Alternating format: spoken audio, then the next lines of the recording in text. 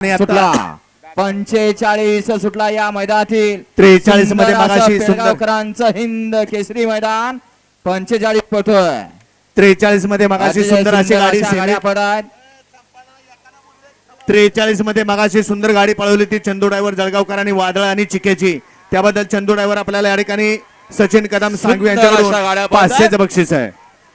शेवटच्या क्षणी निर्वाद वर्चस्व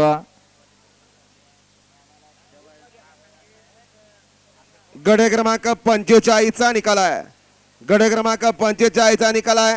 दुसरी गाडी या ठिकाणी तास क्रमांक 10 वरून सीमेला पात्र झाले.